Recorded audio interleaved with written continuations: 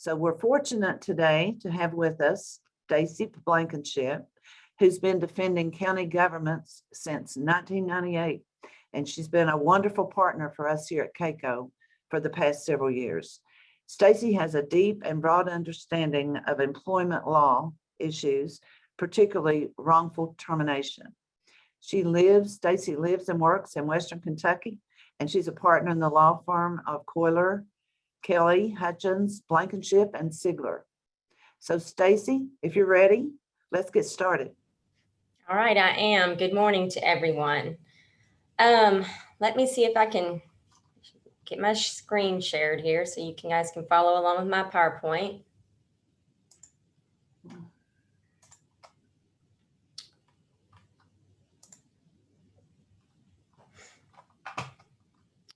All right, can you all see that, Diane? We can. Okay, good. All right. So as Diane explained, and I think as all you all know, because you signed up for this session, we're going to be talking about how to avoid wrongful termination lawsuits. I have been doing KACo's work since 1998, and not just KACo's work, but I also represent cities as well. So counties and cities and public agencies across the state. So I have since 1998 been doing this type of work, and I represent cities and counties in a wide range of issues, whether it's car accidents or civil rights and things of that nature. But employment law probably is about 30 to 40% of the practice I do. So in doing so, I've kind of learned what you can expect in lawsuits against counties.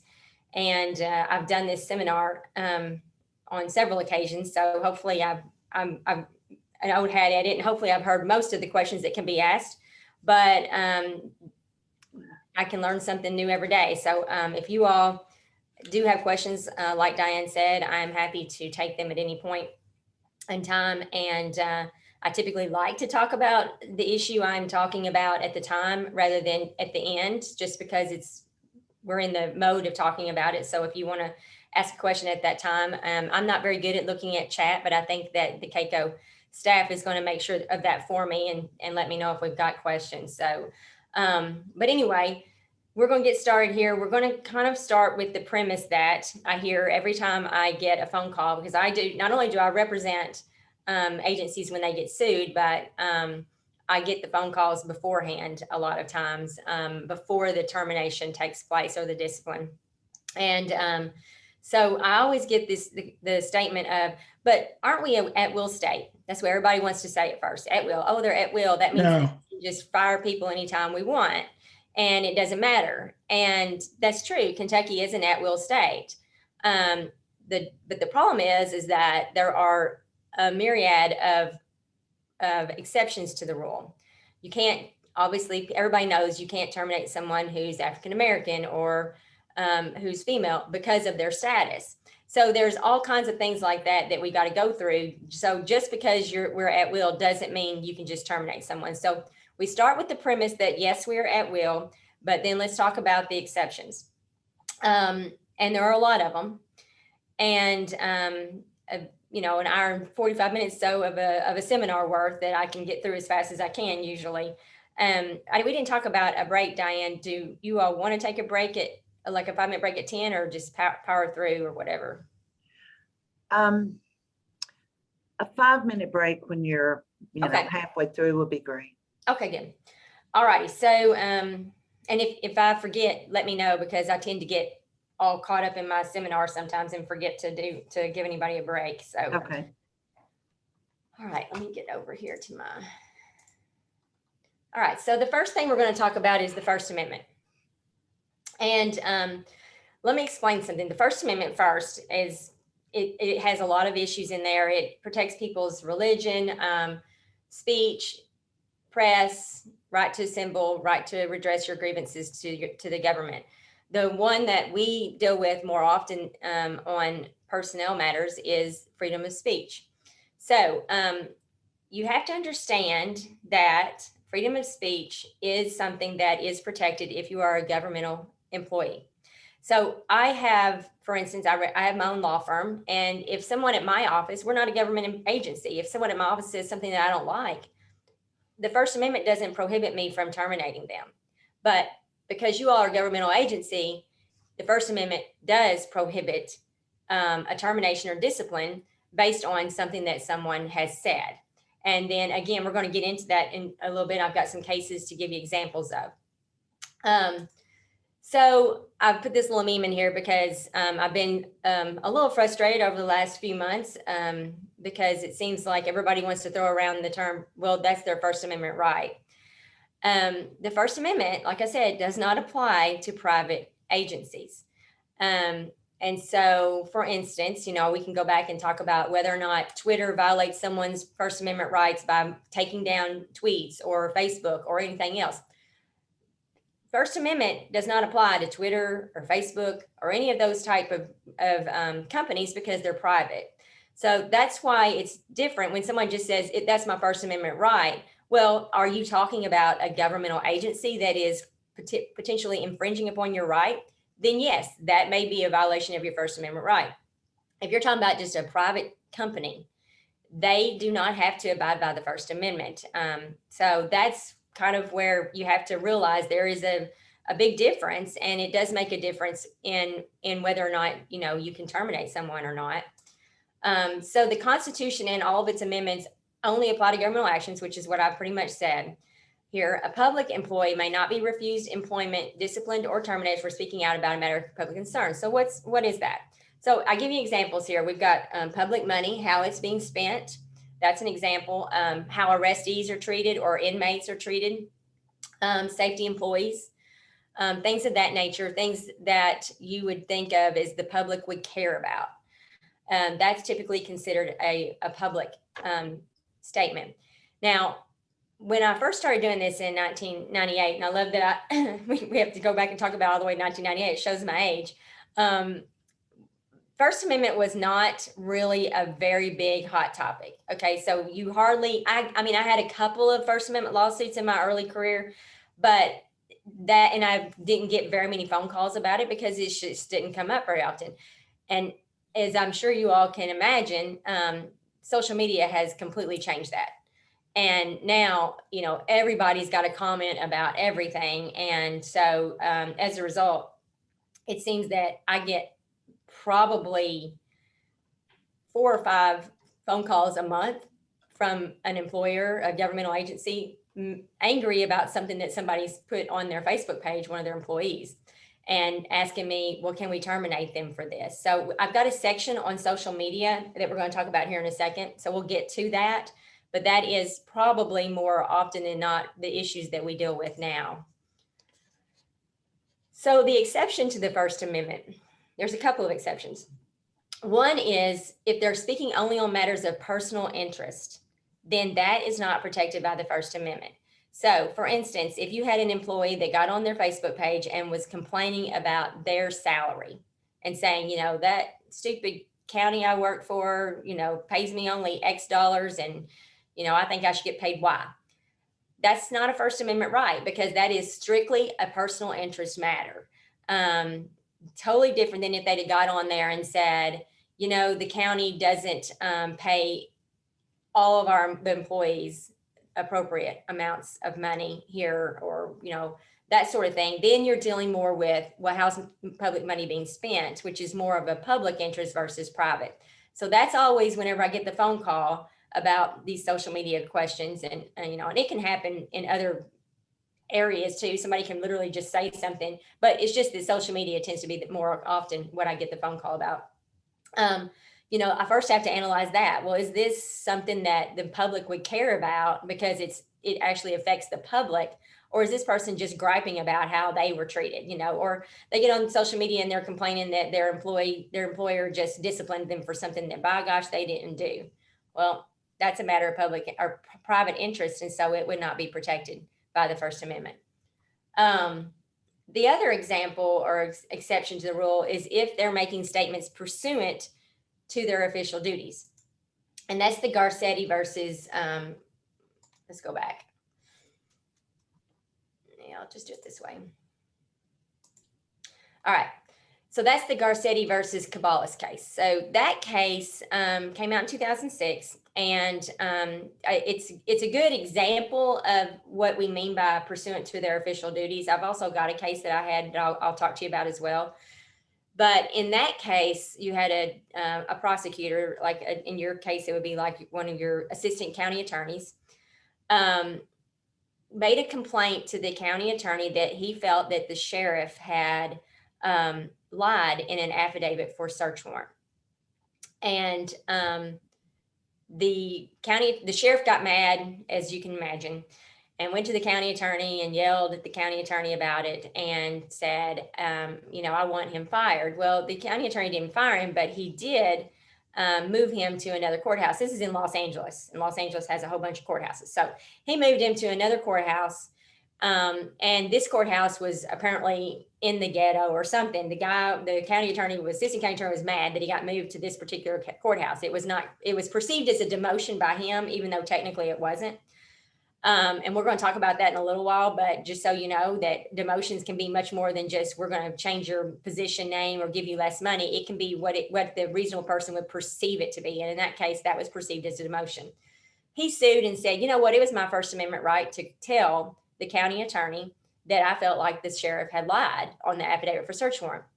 That probably does fit the public interest exception to the rule.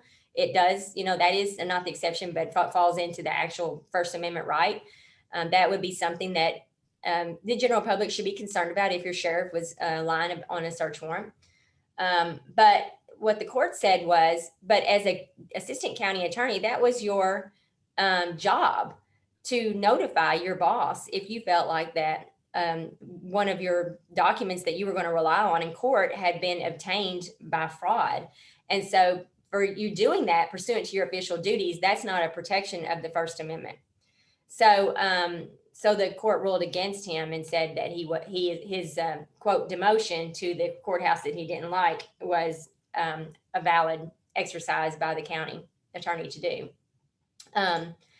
I had a couple of cases before we move on to political conduct. I had a case a few years ago where I represented a transit service. And it was right around, it was in 2006. So the Supreme Court was literally issued its case while I had my case going on. And so I was able to use it in my case to win it. But in that case, the transit service, I had 3 bus drivers who were complaining, they complained to the board about safety of buses. And ultimately, those 3 people were terminated. Because the director didn't appreciate them going over their head and things of that nature. And they got terminated. And of course, they filed suit saying this was our First Amendment right. And it is a matter of public interest as to whether or not these buses are safe or not. And there's no question that would meet the public interest perspective. The problem was that the U.S. Supreme Court issued that case. And that was their duty, their job. Part of their job every day at the end of their shift was to fill out a form that said, here's what I found problematic with my bus today, or here's what I think needs to happen with my bus today. And so the federal court, I cited the Caballos case, or the Garcetti v. Caballos case, and the judge agreed that was pursuant to their official duties. And so we got the case dismissed. But again, that's a fine line there. And so it's still, this is a good example of why before anyone does any sort of termination for speech, that you need to consult with an attorney or your county attorney or whoever, at least, to make sure that these types of things are being considered before that decision is made. So you can also, an employee may not be terminated for engaging in political conduct or supporting a political candidate, and that still falls into the First Amendment category. There are exceptions to the rule, and it usually depends on how high up in the hierarchy that person is what it boils down to. So if they're the right-hand man of the chief deputy of the sheriff's department or the chief deputy in the jail or whoever, someone like that, then you have the right to have that person have the same political affiliation, be aligned on the same, theories on how to run a department with someone like that.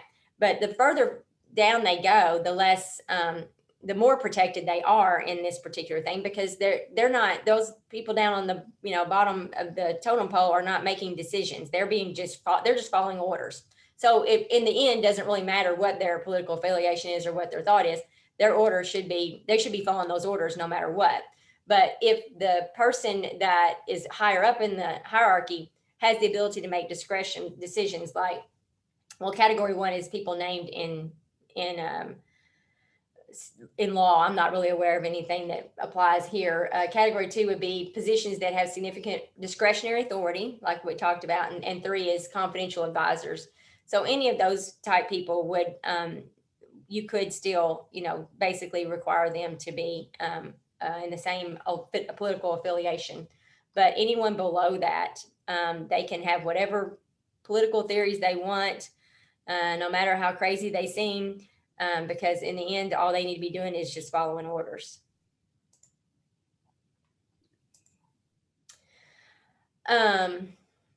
Okay, so this always seems to come up about the time that it's time to, you know, it seems like January of every, you know, year, or every other year, you hear about somebody got fired because they, you know, put their ring in the hat to run against someone. So that, believe it or not, every time I hear that, I always have to remind myself that it's not protected to run an office. It just seems, it smells bad. It seems bad.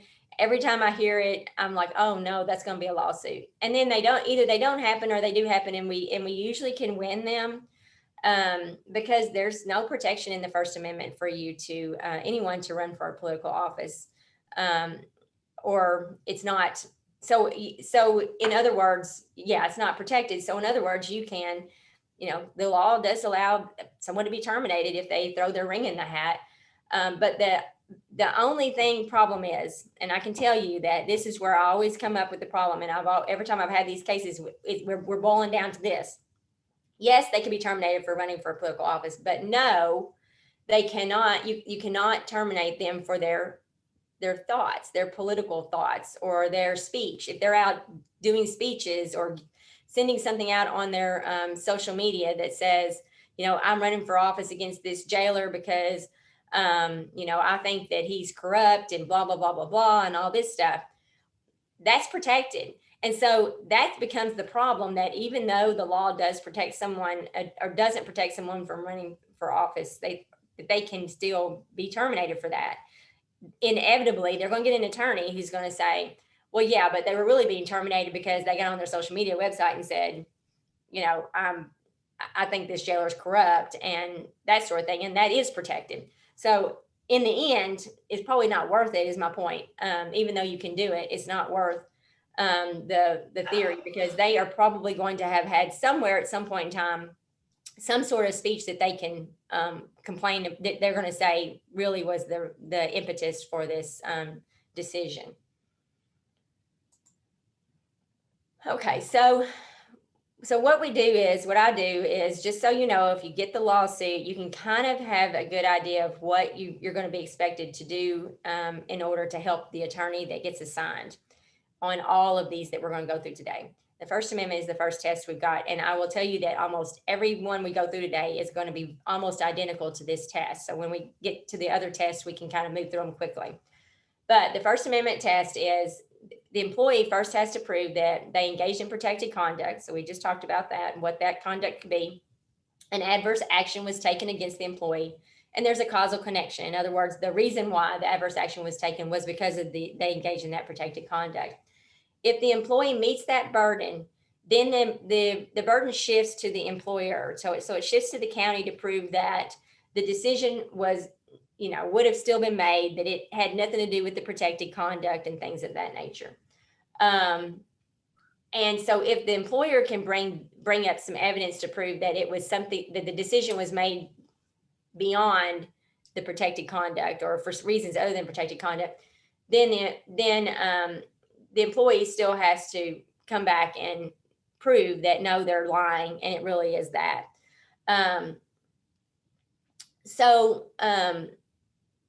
It's the main thing that you should always take from this is that to meet your burden, the county's burden, documentation is 99.9% of it. And I can tell you that, here's what happened. This person, these lawsuits here, inevitably, I get this lawsuit. Somebody's, the lawsuit it's my First Amendment right. I said this. The next thing I know, I'm getting terminated.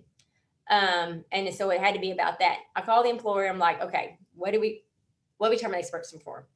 Oh, well, it's because they did X, Y, and Z. That had nothing to do with the protected conduct. Okay, great. So where is that documentation? And it's, about half the time they'll go, oh yeah, we've got that. And I'm thank God I've got documentation. But the other half, they'll be like, well, we don't really have it, but so-and-so can testify about it. So I can tell you right now that just looks like we're making that up. Every time that happens to me, I think, well, the court is going to think it's convenient that we are just now making up coming up with some reason other than the protected conduct, and we have no documentation of it. Drives me crazy. So I cannot tell you how important it is to document. I can give you an example. This one's probably one of the craziest things I've had happen, and it happened just this week. And it was an agency that called me and wanted to discipline an employee for insubordination. Clearly what they did was insubordinate. And I agreed with them. I helped them draft up the documentation on it. She brought the employee in to talk to her about it right at the end of the day on this past Monday at like 4:20. The employee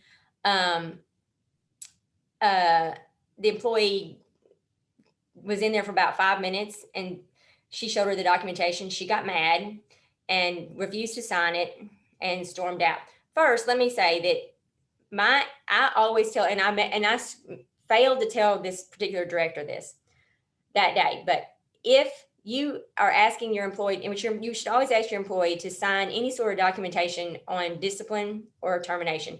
Termination, they may not do it. What they got to lose at that point. But for discipline, it should be a direct order from that supervisor that you're not telling them that they agree with what it actually should say above their signature. This, my signature does not indicate that I agree with this, but indicates that I have seen and reviewed it. That's all you need. You just got to have proof that they've actually seen this. You don't want to have a lawsuit later where you can say, well, they've been previously disciplined for this. And you're like, where is it? And they show it and it doesn't have a signature on it. And that person's going to be like, I didn't even see this. I have no idea what they're talking about. So you've got to have that. And if that person refuses to sign that documentation, that is insubordination in and of itself, because they just received a direct order from their supervisor to sign this, and they've got to go ahead and sign it or be subject to more insubordination allegations. So anyway, this particular employee refused to sign it, stormed out. And that evening she sends an email to the director of this particular agency and says, I don't know what, this is the craziest one I've ever heard. I don't know what we were really supposed to talk about this afternoon. I hurt my back today at work by picking up a box, and I had to get out of there really quickly. So I'm not going to be there for the next day or two. But when I come back, we'll just talk about it. She acted like they did not have this conversation at all. So what she's doing is she's setting her up for a workers' comp retaliation claim. No question in my mind, that's what she's doing. But that's crazy that this employee on the other side is already trying to create documentation to indicate that she doesn't know what this was about, but by gosh, I've hurt my back, so I'm protected now. And we're going to talk about that. You can't retaliate against somebody for workers' comp, filing a workers' comp or claiming to file a workers' comp claim. My employer emailed her back and said, well, you know what it was about. We met and I explained it to you what it was about and that you were disciplined and And she actually emailed her back and said, I have no idea what you're talking about. I can't believe I'm being disciplined for something. So anyway, point being is that she called me and my immediate reaction was, well, thank goodness you emailed her back immediately and said, wait a minute, we've talked about this and everything, but I told her to sit down right that second and write up exactly everything that happened. Go see if you can find any video recordings that shows that, she was in there and things of that nature, because there's no question this lawsuit's coming. And, we got to have all the documentation we can to prove, this particular case. So I go back to get your documentation together, because that's going to be my first question to you when you get this lawsuit, or any attorney that gets the lawsuit, is where is your documentation to prove this? The other thing I can tell you is that if you all do employee reviews, which I encourage. Stacy. Yes. Excuse me, before you move on to the reviews. Yeah. We have a question. Jeff Sims wants to know, are there any instances where you should not have a witness in, for instance, the scenario you just outlined? Yeah, so no, you should always have a witness. And I think she did have a witness. I thought about that the next day and thought I should have asked her that, but we had talked about it the day before when that asked her, told her to make sure she had a witness. So I'm assuming she did. Honestly, I also, think it's a good idea to record your conversations. Obviously, the recording would be great in this one, and I didn't tell her to do that, and I typically do. So I wish I would have, but I failed to do that. Of course, sometimes it's hard to predict how crazy people can be, and I would have never in my lifetime predicted that this person could be this crazy. But anyway, you can record it, and you can do it either way. In Kentucky, we are a state that allows, so long as one person to the conversation approves of being recorded, that's okay to do that. And so you can either do it, secretly if you want to, or you can, I have no problem with just sticking the recorder out there on the table and making sure everybody knows that they're being recorded. But I feel like that, a witness is great, but honestly, recording is even better. But you definitely want to do something other than it just be a he said, she said thing, which is obviously what we may end up having now, unless she had a witness. And like I said, I hope she did. I've just got to get back with her on that one. Any other questions before I move on? So I was talking about references, which is kind of we're still on the same topic, but if you do references, which I do encourage, make sure that your employees that are doing them, or your supervisors or whoever, are being honest, because I can tell you that the worst feeling I get when I get a wrongful termination claim is they send me the personnel file and I look in it and there's the most glowing references you have ever seen in your whole entire lifetime. And yet they're telling me the reason why they fired them was because they were the worst employee ever. And it's because nobody wants to hurt anybody's feelings. And I get that. I mean, we do references at my office too. And I hate to hurt anybody's feelings if I don't think they're doing a good job. But I also have to remember that if, something hits the fan at some point and that person's no longer working for us, I don't want and it's because we ended up, deciding that they were not a productive member of our office. I don't want my references or my reviews to indicate that in fact they were a productive member of the office. So make sure that you are make sure everyone is being honest about it, because that's a killer to my lawsuit every time whenever I get those. So let's get into the social media. Before I go, we're still talking about First Amendment, but I don't mind if I have more questions and you need to break in, that's fine. But social media this one's kind of the more fun part of First Amendment, my First Amendment section here. I have a Facebook page. I'm literally, you will see me post something about once a month, if that, and if one of my kids does something great or whatever, I am not a person who was going to describe to you what I had for dinner tonight or lunch today or anything like that. My theory is I really doubt you care. And so I put these memes up here because it's kind of funny. It seems like the people that I do get the phone calls on about that have gone and put something on their Facebook page, if you go back and look at their history, they also told you what they had for lunch the day before, or something like that. So I like the one that Instagram's down. This guy's freaking out that, he's going to have to actually describe his lunch rather than type it out. And also it's not a diary, it's a status. So that's my little 2 seconds on social media, because I think that social media gets people in more trouble than the other way around. So last year, the Sixth Circuit issued 2 cases that are extremely important in our social media area of the law. And the Sixth Circuit is the circuit that we are in. So the Sixth Circuit is this Court of Appeals, Federal Court of Appeals. They're located in Cincinnati. And it's where they're the court just below the U.S. Supreme Court. And it considers all federal cases from Kentucky, Tennessee, Ohio, and Michigan. And so I look to the Sixth Circuit for anything law that I have to do, federal law that I have to do. And so that's why these 2 Sixth Circuit cases are really important for us. So the first one is Marquardt versus Carlton.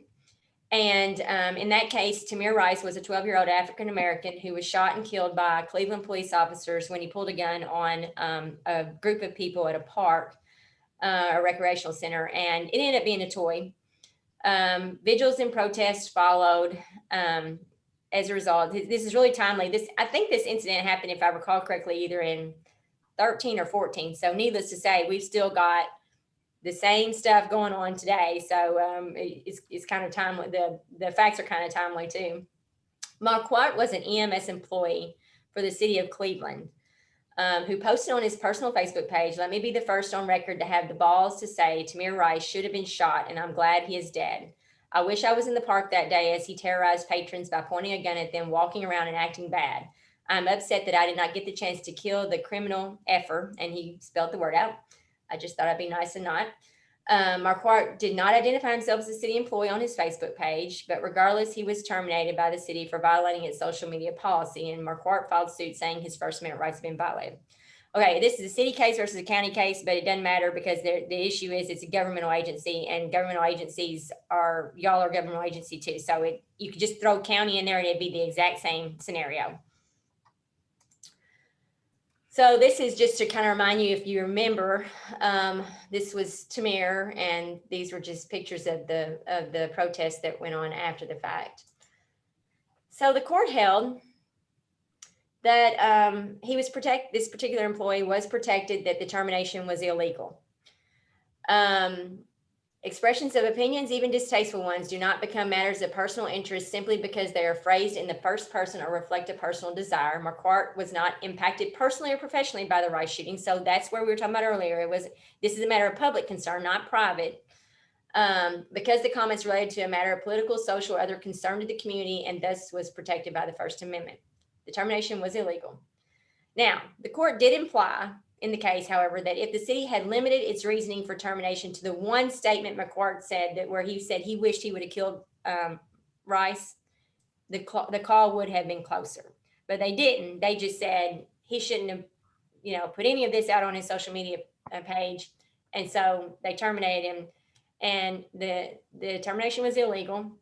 They had to pay him a lot of back pay as a result. So that's kind of one side of it, social media. And that one, like I said, I think this one came out in August of last year. And then we have another one that came out in September of last year. And that one was Bennett versus Metropolitan Government of Nashville and Davidson County, Tennessee. And we're going to go on the exact opposite results on this one. So in this case, Danielle Bennett was a 911 dispatcher for Nashville and Davidson County. She was terminated from her position for a Facebook comment she made on November 9, 2016, which I believe was the day after the election, the 2016 election.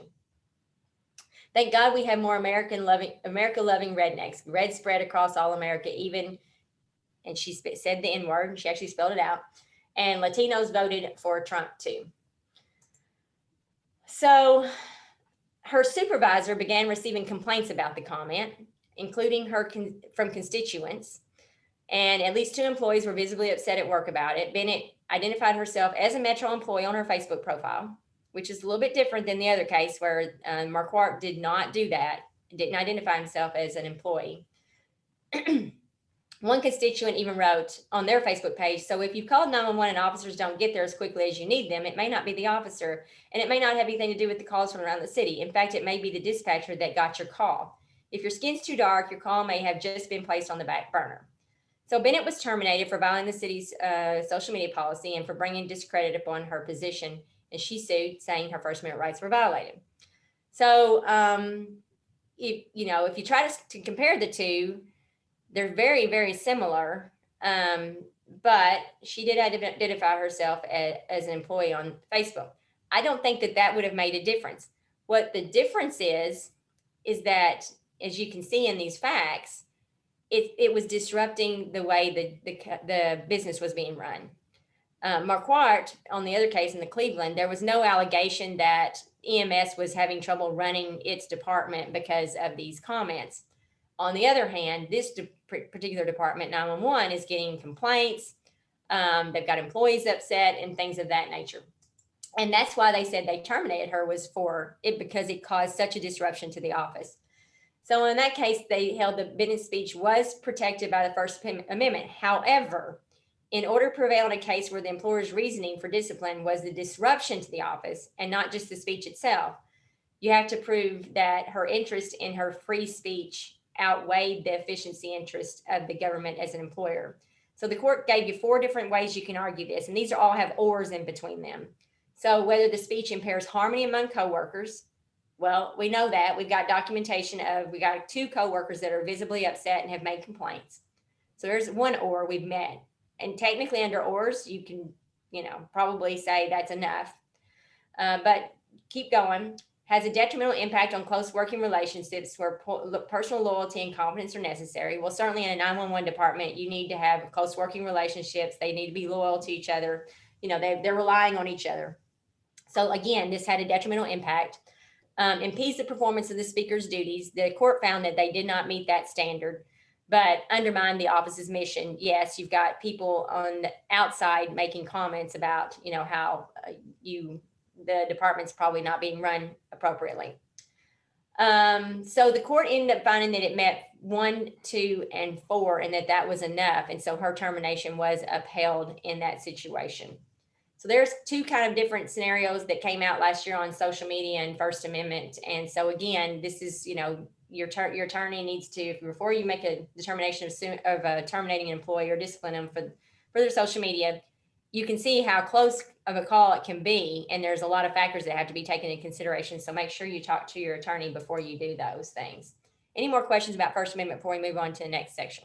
Stacy, we did have a question Okay. that came in actually before you started the First Amendment, but Wayne wants to know if the employee has a right to see everything you have and in an employee file if you have created one. So yes, if you're talking about whether the employee has the right to see their own personnel file, I assume that's what they mean. Yes. Yes. So the Open Records Act in Kentucky, 61.878, which is the exceptions to the rule.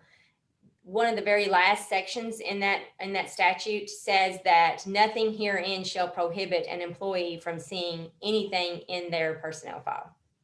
So yes, that all they got to do is, they can do an open records request, but I figure I don't think that you really should make them go through that process because it is about them and they get to see that. Okay, and also, if you ask an employee to sign a document that's related to their performance and they refuse to do that, what happens then? You might want to go back over that. Yeah, that's fine. Okay. So it depends on how you present it to them. You should say that the supervisor should be meeting with them and should say, explain it to them. And it should say that they're only stating that they've received it and reviewed it. And that's all their signature that's the only purpose of their signature. If they refuse to sign it, I always, although I failed to do it on this one particular person this week, but I want to make sure that I am clear that I always say that you should say, okay, well, wait, you're refusing to sign this. Now, that as your supervisor, I can order you to do things, and I am ordering you as your supervisor to sign this document. And if they refuse to do so, and you can tell them, even if you don't, this is going to be considered insubordination and you'll be subject to more discipline. And so if they refuse to do it, then they would be subject to, discipline for insubordination at that point. And sometimes, it may be the thing that tips over the edge that it's time for a termination if this was not a termination document. If it's a termination document, I doubt they're going to sign it because you don't really have anything to hold over their head for that. So, any other questions? We actually have a question concerning social media. Okay. Jeff wants to know if there's any time any comment should be deleted from a governmental social media page. Oh gosh, that's very broad. Jeff, do you want to clarify? Yeah, can you hear me? Yes, we can hear you fine. Yeah, the question stems around, is there any time that, say, we make a post about an upcoming event or something and somebody's complaining and doing being disruptive to that post or whatever, is there any time that a citizen that there's some kind of inappropriate comment that we should ever delete that, or should we always leave those in place? So you, as the county government, you are the administrator of your website or your social media page, and so you should have a social media policy. And typically, those policies that I've seen and that I've worked on always say something along the lines of that the county or the city or whoever reserves the right to remove any opinions or statements that could be considered inappropriate, and the issue is going to be what is inappropriate. So first you need to make sure your policy says that, and then secondly the issue is going to be what's inappropriate. So you cannot take off something that would be considered First Amendment, but but if it's not protected by the First Amendment because it's gone overboard, or it's not a matter of public interest, it's a matter of this person just complaining about how whatever this particular thing is, how it's affecting them personally, then yeah, you can do that. But again, it's kind of like, what we talked about. They're hard cases that typically even I, knowing this stuff like the back of my hand, have to really think about whether or not, it's a good argument that they'll have a good argument that their First Amendment rights being violated. So you kind of just have to go through that process. Is it a matter of public interest, or is it just private, that sort of thing? Is, I can't yell fire in a crowded theater is, the theory on, everybody knows that one. That, if it's that kind of stuff, that's never protected because it could endanger the safety of people. So if there's some kind of statement in there that could be that, a few years ago, we had a citizen here in Paducah, where I am, that had put a huge sign in their front yard that said "F the police," and they spelled it out. We couldn't do anything about it. I mean, other than it fit the sign ordinance, it was exactly the dimensions it could be and things of that nature, but that was protected by First Amendment, even though it had a word in there that, we didn't appreciate children seeing or whoever, but it was protected by First Amendment. So it's really a tight, and so that's very similar, even though it's social media, it's kind of similar. We were wanting to regulate what citizens said. So you really, it depends. It's a hard sell. Thank you. Uh-huh. Anything else before I move on? I think we're good. Okay, good. Okay, so the next section is Title VII, and that one is the statute that protects people for race, sex, religion, color, national origin, and sexual orientation. Sexual orientation has been added by the U.S. Supreme Court last year. The Sixth Circuit added it several years ago, and we are in the Sixth Circuit, so sexual orientation has been protected in the Sixth Circuit, I believe since 2016, but the U.S. Supreme Court reviewed it last year and agreed. So that's something that we'll talk about here in a second. But the test is basically the same that I indicated earlier, same kind of thing, that they were a member of the protected class. So they were a female, they were African American, they were, a Muslim, whatever types of things that they were. And that they suffered an adverse employment action, and that they were qualified for the position. So in this case, they were terminated or disciplined, and yet they were still qualified for the position. And that a similarly situated person outside the protected class was treated more favorably. So for instance, if I'm a female and I suffer something, but then the male does the exact same thing and they just slap him on the wrist and I got terminated for it, I probably have a decent sex discrimination suit, absent some other argument that I've got something in my history that made it different than the male. So it's the same kind of burden shifting thing I talked about earlier. So the burden shifts to the defendant, in this case, the county, to explain why that the decision was made and that it had nothing to do with, being discriminated against them.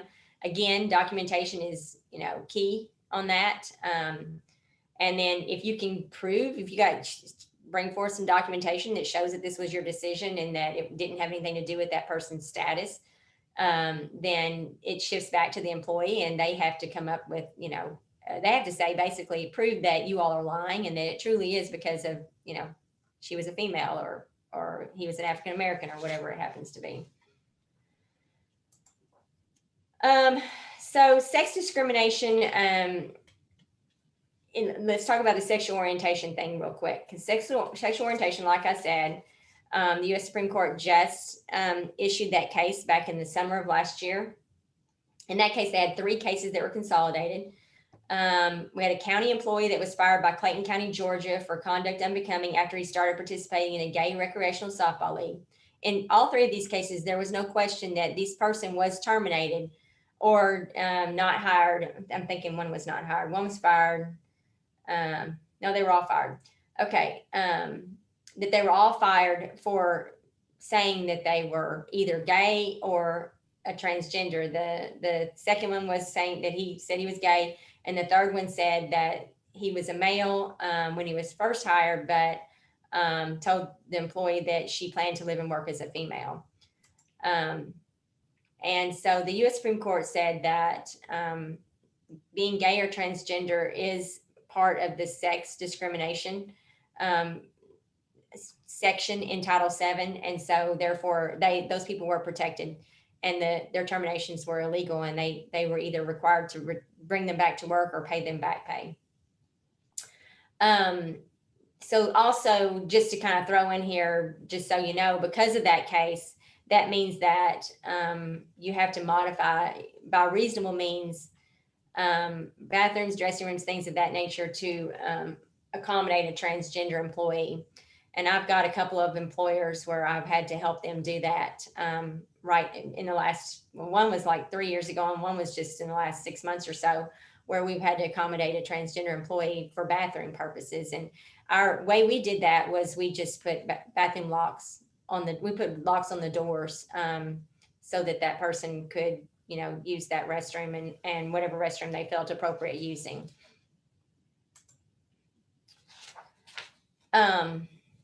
Okay, so then we've got harassment is the next thing, sexual harassment.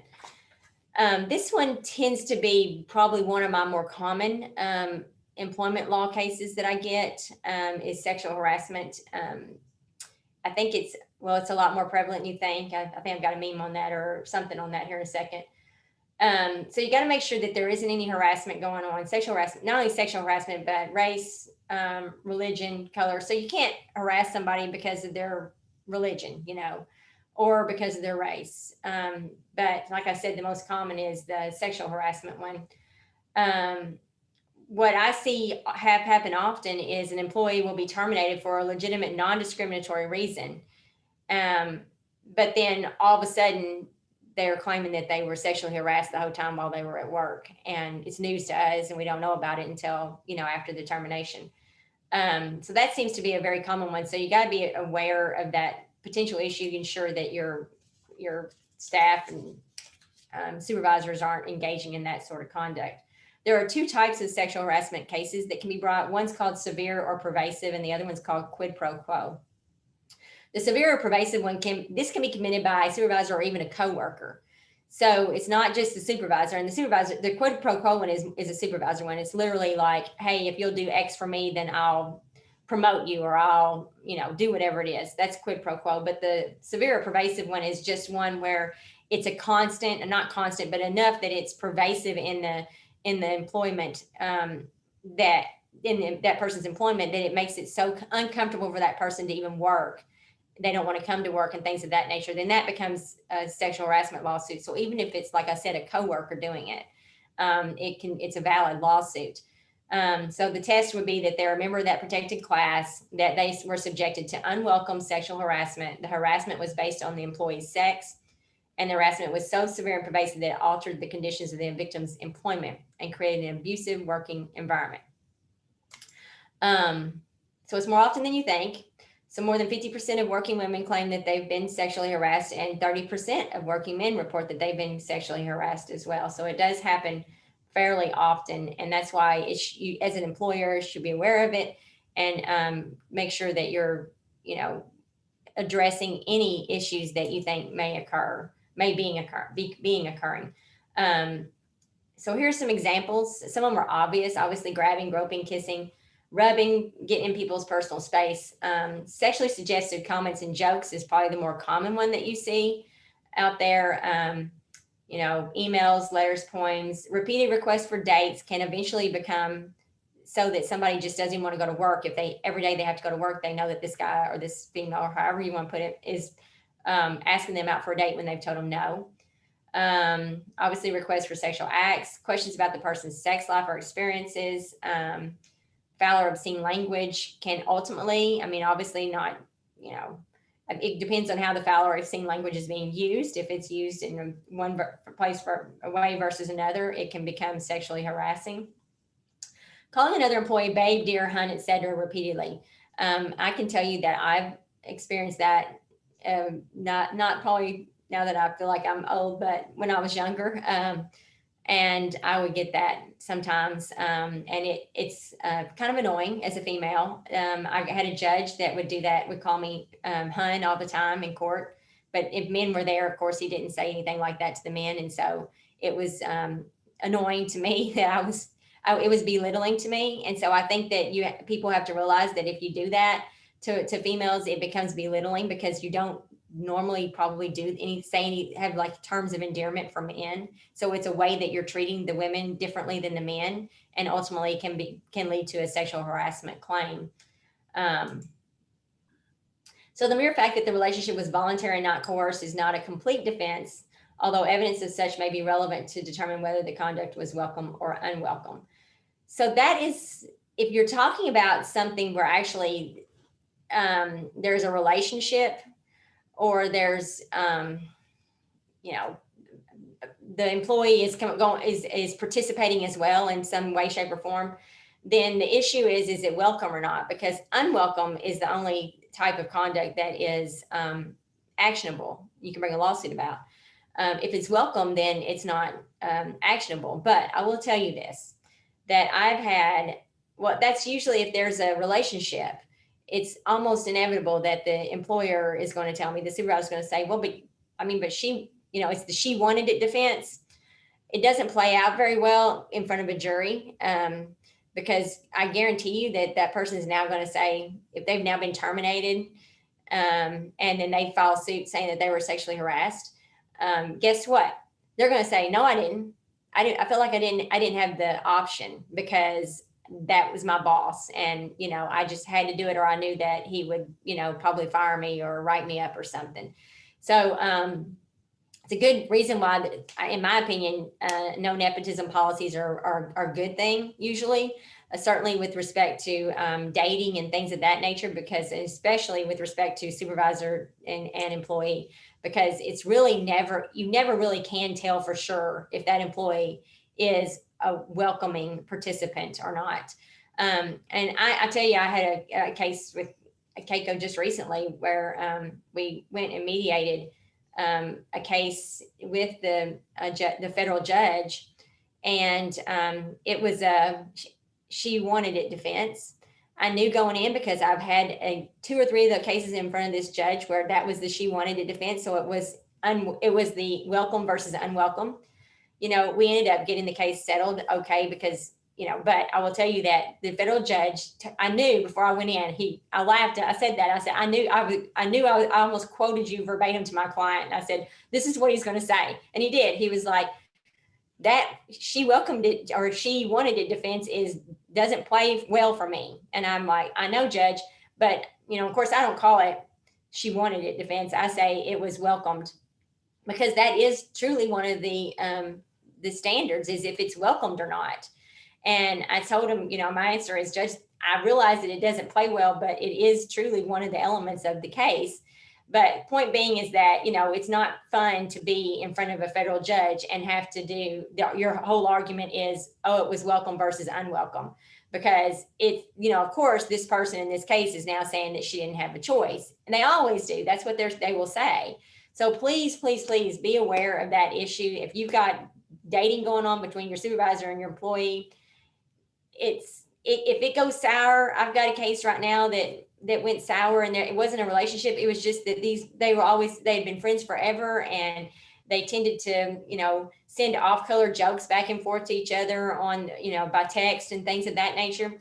She ended up getting hired by the employer, by this agency, and they continued with their, you know, banter back and forth and things of that nature. Well, ultimately, he had to fire her like a year and a half later for something that's completely legitimate that he fired her for. But she's filed a sexual harassment lawsuit against him now, because she says that all that time she was being sexually harassed and that she didn't feel like she had the choice. I don't believe it for a second, but I'm going to have to go before the federal judge and bring up that, well, she participated, you know, and it's not as bad since it's not a relationship. It's just off color jokes back and forth, but still, you know, I've got to argue that she participated in it as well. And it's never, those are never fun. So be aware of that. Make sure that your employees, employers, employees, everyone knows that off color jokes are not even appropriate. So Stacy, is there a way to document that as a third party? Like if you if you know something like that's going on, is that worth documenting, just even though you're not party to the conversations? So Does that it add not any only should be, value? it should be addressed with the particular person as to you, if you know what's going on, and informing them that it's not appropriate. And yes, it should be documented as the employer. You should be documenting that you've addressed it. And, you know, honestly, if it's going on, you should be pulling in both employees from both sides by themselves, not together, and ensuring that Sure. the person, you know, that everyone is an equal participant, making them sign off on that and telling them that you've advised them that you don't think it's appropriate and that they shouldn't be doing it or whatever. But Okay, yeah, thanks. documentation is key. Okay, so sexual harassment, the quid pro quo is what I said a little while ago. This is the test. We don't have to go through it, but like I said, that one, those are a little bit more obvious. You know, when literally somebody says, "Hey, if you do this for me, I'll do that for you." Those are the obvious ones. Those are the really hard ones to defend. Thankfully, those don't happen very often. It's usually much more subtle than that. All right. This is again that the mere fact that the relationship is voluntary and not coerced isn't complete defense. Under the quid pro quo theory, the employer is held strictly liable for that conduct. So it doesn't matter, you know, what you've done or haven't done. If you allowed that to happen, you're going to be held strictly liable for it. So it should be extremely clear that your supervisor should never be engaging in that sort of conduct. So other forms of harassment would be the sexual orientation and gender identity harassment. So similar type of statements I made earlier about how you prevent that, but you know, inquiring about their sexual practices or any derogatory slangs, repeatedly expressing negative opinions about gay, lesbian, bisexual, transgender, etc., or any harassing activity in that regard, all would be actionable under the U.S. Supreme Court decision that I talked to you about earlier. You know, I don't know if that law will be changed at some point. It could. We have a different makeup. That was when Justice Ginsburg was still alive. And as we know, we've had a more conservative judge be placed into her seat. So it could be that, you know, another case comes up before the U.S. Supreme Court and they change their mind because it was a close call. It was a 5-4 decision last year. It could be flipped around to a 5-4 decision again at some point. But until that happens, it is the law that they are all protected. And so you've got, whether you agree with it or not, you've got to ensure that they are protected. Of course, we talked about you can't harass based on race, religion, age, disability, national origin, any of those things. You know, derogatory slang about race, obviously the N-word or anything like that would be really bad. I mean, you've got to make sure that those things are not happening at your office. I mean, repeatedly talking about somebody being an old geezer or something like that would be eventually an age discrimination or harassment claim. So just, you know, be aware of those. So the importance of having an EEO policy, everyone, in fact, the EEOC requires every employer to have an EEO policy. You should have one in your manual. And it basically just goes through and explains that, you know, we don't discriminate based on blah, blah, blah, blah, blah, blah, all these things we've been talking about. And then it also should have a path in it as to how to complain if you feel like that you've been harassed, whether it's sexual harassment, anything else, you know, how these people are able to complain to someone. So it does give the employee a path to do so. It gives the supervisor and employer the ability to investigate it and take corrective action. But also what's really important is that if you have this policy, you have a path for them to make a complaint and they don't utilize it, then it is an affirmative defense that your attorney can bring up when that lawsuit happens. that they never even made a complaint, and they had the ability to make a complaint because in fact, that's what our policy said, this is how you do so, and they didn't do it. And that is a good defense on those cases. So just make sure your policies all have that. For somebody to file a charge on a Title VII claim, they can do so with the EEOC, and they have to do so within 300 days. So if someone doesn't file, if you know something that you've terminated someone and you're thinking, oh no, they're going to file a lawsuit. If it's a federal lawsuit, they have to go to the Equal Employment Opportunity Commission within 300 days to do so. Now, a state lawsuit is 5 years. So you're not home free for 5 years, but at least from federal court, you may be after 300 days. Any questions about Title VII? And then we'll take about a 5-minute break.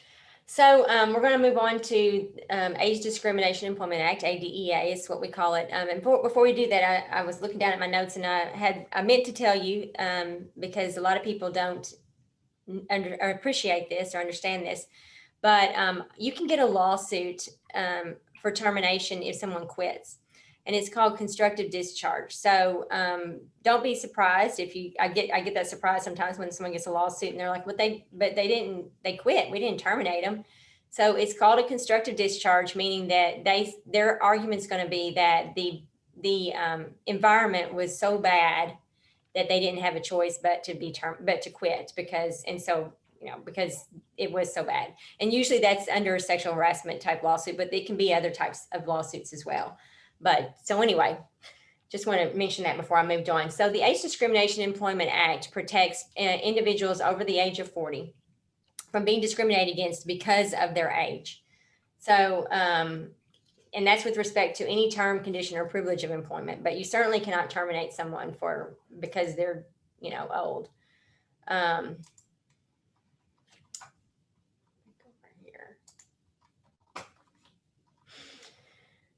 So if an applicant over the age of 40 is not hired because of their age, or an employee who is over the age of 40 is terminated or disciplined, they would have a valid ADEA claim.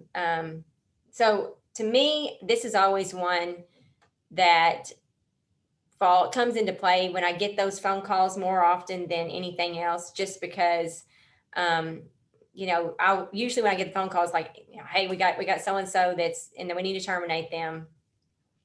And here's why. And, usually I agree that what they did was maybe needs to be terminated, but I still want to go through that process of saying, I want to know, well, what's their race? What's their sex? Do you even know what their religion is? Do they have a disability? Things of that nature, so that I can make sure that, and usually my point is going to be is that, so have we had anybody else in your employment that's done engaged in this similar conduct and that we did not terminate? And then my question is going to be, well, if this person's over the age of 40, was the person that we didn't terminate under the age of 40? Because if that's the case, then that's going to be a valid lawsuit. So over the age of 40 one comes into play more often than not, because that can be, all of you white men out there who you don't fit into a category of race, sex, religion, national origin. That one you eventually do fit into. And so it's more often than not that the person they're calling me about is over the age of 40. And so we have to go through that process of making sure that I don't have somebody under the age of 40 that did the same thing that they said they, slapped on the wrist versus terminated. So that's something you should at least consider before you make a decision on termination. The test is identical. Like I said before, you just got to show that you're a member that's your age of over 40 or over, that you had an adverse employment decision, that you were qualified for the position, and that a younger worker was not subject to a similar adverse employment decision. A few minutes ago, I made the mistake of saying under the age of 40. That used to be the law until I believe about 2009, a U.S. Supreme Court opinion came out and said it doesn't have to be under the age of 40, that even if it's younger. So if you had somebody that you called me about and said, hey, we want to terminate this 55-year-old for doing X, Y, and Z. And then I say, well, did anybody else in your employment ever do X, Y, and Z and you not terminate? And you say, well, yeah, but they're 50. That would still be a valid age discrimination claim, because it's not that they're under 40, that they actually just have to be younger than the person that you're making the decision about. So it's again the burden shifting thing where you've got to, prove that it didn't have anything to do with their age. It had to do with X. And then the employee comes back and can prove, well, you're lying. And the way they can prove they're lying is by saying, well, but why didn't they do that to the individual who was younger than me? Why didn't they terminate them? And it's a valid argument. Stacy, Yeah. we have a question. Okay. Is there any protection related to military status where you can't discriminate based on maybe an employee needing to leave the workplace in order to serve? Yes. So there is a federal statute on that. I can't think of the acronym off the top of my head. I've helped a few employers with that. They are protected beyond any other law we've talked about today. They get to leave and go on for their military leave to be deployed or whatever it is. If they're in National Guard, same thing. And when they come back, they are entitled to be put in the exact same spot or at least a similar position that they were in when they left. And I had a case one time where the person came back and said, I would have been subject to a promotion while I was gone, but you're trying to put me back into this spot that I was in. And their answer was, well, yeah, but you weren't here when we would have promoted you. And the law said it didn't matter. So they had to put that person back into not only his position, but the promoted position, that they would have been in had they not left. So you have to pretend like that they literally did not leave at all. And they get to come back. Okay. So this is my little meme. Obviously this guy's apparently being discriminated against. So in the Age Discrimination Employment Act, one of the things that I always like to talk about is severance packages, because this is the only thing that makes a severance package difficult. Sometimes I get the phone call from somebody and they're like, we need to terminate them, but we really feel like they're going to file a lawsuit. And they may be, upper management or someone like that, that you're concerned about. We always at least explore the idea, is it worth it to give them a severance package? There's some, in fact, we had it happen here in McCracken County, but you can't just give someone who's walking out the door money, because that's misuse of taxpayers' funds. But what you can do on a severance package is not you're just giving them money, you're actually buying peace of mind, because you're making them agree that they're not going to sue the county in the future. So results in attorney's fees and things of that nature. And obviously time out of the office for your employees to defend it. So there is some value to that. So we do at least sometimes explore it, whether or not it's a good idea or not. And you're getting that release. But the ADEA says if this person's over the age of 40, you have to put this goofy statement in your, in my opinion, goofy statement in the severances that says that the person gets to consider the release for 21 days. And then even after they sign the release, they get to revoke it for 7 days. So that has to be in the severance package. If the person's over the age of 40, if they're not over the age of 40, you're not asking them to release an Age Discrimination and Employment Act claim anyway. So you don't have to have that in there. But I always laugh and say, because I'm over 40, so I can say this, that I guess the Congress thinks that anybody over the age of 40 is too slow to be able to make a decision about signing an agreement, and that they got to give them at least 21 days to think about it. So I don't know. I really don't know what the point of that is, but that's what if you're ever going to consider a severance agreement, at least know that's got to be considered. Any questions on ADEA before I move on? Okay. So the next one is the ADA. So we just talked about the Age Discrimination Employment Act, ADEA. This is the ADA, which is the Americans with Disabilities Act. So that act prohibits employers from discriminating against individuals who are qualified individuals with disabilities for anything, whether it's hiring, disciplining, training, and termination. So an individual with a disability is a person who has a physical or mental impairment that substantially limits one or more major life activity, or they have a record of that, or they are regarded as that, which is kind of silly to me. But the last one is even if they don't have a disability, but for some reason you think that they do and you discriminate against them based on that, they're still protected. So substantially limits and major life activity, that's kind of the clues there on what you're always looking for. Major life activity used to be really narrow. And in 2009, the Congress changed the law to make it pretty much cover just about anything. So that's why where this little meme comes from. Probably before 2009, the disabilities pretty much looked like the top one. But after 2009, your disability can look just like that, just like somebody who you don't even, you don't even know they have a disability. And I can tell you, I've had several lawsuits where somebody has filed a lawsuit saying that they were terminated because of disability, and the employer, or the county, or the city tells me, we don't even know what they're talking about. We didn't even know they had a disability because they look like that person on the bottom, And so obviously, those lawsuits are not the easiest to defend, but they're easier than some, because that employee does have to show proof that the employer knew that the person was disabled. Because otherwise, how would we possibly discriminate against somebody for a disability if we don't even know they have it?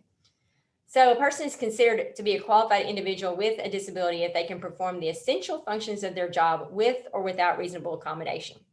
So you always have got to figure out, like, if you've got somebody who has a disability and it's gotten to the point where they cannot perform their job, the question is, can you reasonably accommodate them to perform their job? So that would be as simple as I say simple, but I mean, this can be expensive, making existing facilities accessible. So obviously but simple meaning, like, in your mind, that's obvious that if they have a wheelchair, you've got to put a ramp in. It could be something as similar as that, or as easy as that. Or it could be job restructuring, modifying their work schedule, or reassignment to a vacant position. So I get this phone call all the time where somebody's got a disability and they say, so they can't do their job anymore. And this person's saying, well, just put me at a desk for, the next 6 months or whatever, until I can hopefully get through whatever it is I've got.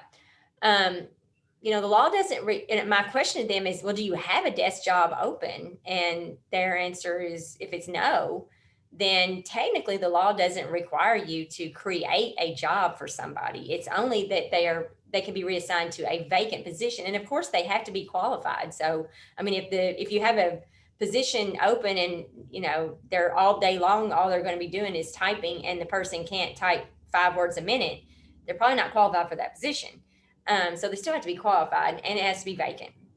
So you don't have to create a position, but I will tell you what happens is, this inevitably has happened several times I've dealt with this, where it was an employee that this particular employer loved. They did a great job. They want to do everything they can to keep this employee. So they create a vacant position for them, or create a position for them that doesn't even exist. So they say, well, here, we'll get you a desk over here. We'll put you over here and let you work, until you can get back on your feet. Well, a year or two later, guess what? An employee that they hate, that doesn't do a great job, that, not somebody that they really want, to do anything with. And let's say this person's a female and the other person was a male, comes forward with a similar thing and says, look, if you give me 6 months, I think I can get back on my feet, but just put me a desk job. And then they don't want to do it because they don't want to be that nice to the person that, they're like, oh, great, this is a good way for us just to get rid of this person that we didn't think they did a good job. Well, guess what? You don't do it for that person after you set your precedent, then that person now has a good sex discrimination lawsuit. They're going to say they treated me differently than they treated the male who had the exact same issue. They refused to create a position for me. So although you don't have to create a position, once you set that precedent, it's hard not to continue to do it in the future without getting yourself into a bind. So an employer is required to make an accommodation to the known disability of a qualified individual if it doesn't impose an undue hardship. So the question is, like, if it's a mom and pop store and they've got an employee who needs, a ramp, they wouldn't probably have to be required to do that. But on the other hand, county government typically has a bigger budget. So, you would be a harder sell for you to say it's an undue hardship to put a ramp in or something for somebody, specifically for an employee. So medical examinations and inquiries can be made by employers, or they may not be made by employers, except and the second paragraph talks about after they have been given a conditional offer, job offer, they can be required to do some medical examinations and inquiries, so long as all employees entering into that similar job is required to do so. And the only thing that they can determine is whether the person can perform the essential functions of their job. So the test for ADA is that the person has a disability, they're otherwise qualified to perform the job requirements, that they were discharged because of the disability or handicap. And again, burden shifts to the employer to prove that it didn't have anything to do with their disability. Documentation. And the burden then shifts back to the person, the employee, to demonstrate that the stated reason was pretext, or that you're lying about the reason, that the real reason was because of your disability. I just threw this in here just because I've had this come up a couple of times. Alcohol and drug addiction is not considered a disability unless the person self-reports and seeks treatment. So if you have a drug or alcohol policy and the person gets caught because they, got the random drug test or whatever, and it comes back positive, and then all of a sudden they say, well, okay, well, I want to go get, treatment. Now, I've seen policies that protects those people anyway. And so you got to make sure your policy is okay. If your policy says that they get to go get treatment, even if they're caught, so to speak, then you can't go against your policy. But if you don't have a policy that says that, technically the ADA does not protect those people. But what it does protect is people who come forward without getting caught. Like if someone recognizes they have a problem and they come forward and say, I need help, then that would be considered a disability. Any questions on the ADA before we move on to the next section? Stacy, across all these platforms that you discussed this morning, Yeah. where do contractors fall in that? Are there any protections for contractors that may be working in tandem or within county government? Yeah, so contractors are, because you're the government agency, so they would be protected for some things. So employees are protected. Most of these things protect employees, like Title VII protects employees, but there is like a Title IX that would probably be applicable, that you can't treat other individuals different based on their race, sex, religion, national origin under Title IX, or there's different titles that would deal with contractors versus employees. Now, the First Amendment applies to everybody, no matter what. So certainly First Amendment, you can't do that. Yeah. But contractors would be protected. It just may not be the exact same laws that I'm telling you right now. Very good. Thank you. Uh-huh. Okay. Yes. Hey, this is Sheriff Sanderson, Hopkins County. Hey. If I have a, let's say a deputy, and this is totally hypothetical, if I have a deputy that seems to be having possible physical issues, and obviously to get the job, there are fit for duty requirements that a doctor has to sign off on, saying that they meet the Department of Criminal Justice training requirements. Mm-hmm. If I feel like that the individual can't perform the functions of the job because of their fitness, you mentioned sending people back for medical evaluation. Do you think that would be okay in a law enforcement situation? So yes, it would. It's a little bit more stickier than that, but yeah, you probably could do that. There's the ADA, then you're going to possibly have the FMLA you need to at least consider, which we're going to get into. Right. And it could be, if it's a temporary thing, then it may be that you just have to give them the FMLA leave for them to, get over. But those kind of things always have to be considered. But yeah, the ADA allows you to get either ask them. Usually we probably would have to ask them first to go and get something done themselves, and then see what that says. And then you can always possibly send them to your own too, depending on how that comes back. Okay. So yeah, there is a process, but yes, there is a way for you to do that. Okay, thank you. Okay, so the next statute is the Pregnancy Discrimination Act, and that act prohibits discrimination based on somebody being pregnant, giving childbirth, or any related medical conditions concerning that. So examples of discriminatory practices under the Pregnancy Discrimination Act would be initiating desk duty for a pregnant woman out of fear that her baby will come to harm. My office, actually, I didn't have this case, but one of my law partners had this identical case before Judge Russell here in Paducah, where an employee was pregnant. She was a welder, so it wasn't a public. It was a private employer, but the Pregnancy Discrimination Act applies to private and public. So it's this. It would be the same for counties. So she was a welder and she was pregnant, and the employer was concerned that her welding every day was potentially harmful to her or her child, and so they just told her they were going to put her on a desk job until she had her baby. Didn't change her pay, didn't do anything.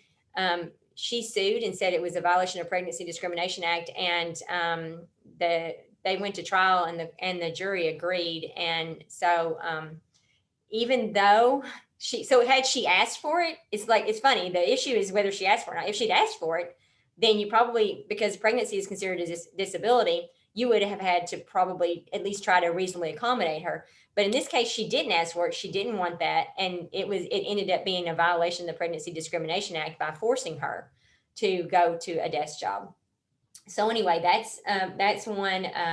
Obviously, any comments about them can be considered harassment of pregnancy if it gets to a heightened level. Refusing reasonable requests for accommodation would be retaliation or discrimination, and treating her differently because of her pregnancy. So I just threw that one in there real quick. Last time I did this for someone else, and so that's all I've got on that, but I assume I don't have any questions on that.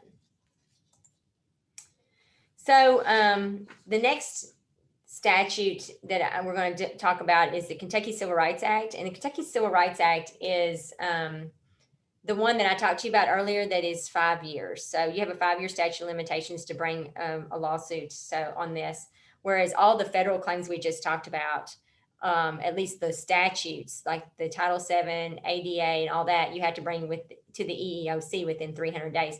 Now, a First Amendment claim, that is a 1-year statute of limitations, and you do not have to go to the EEOC on that.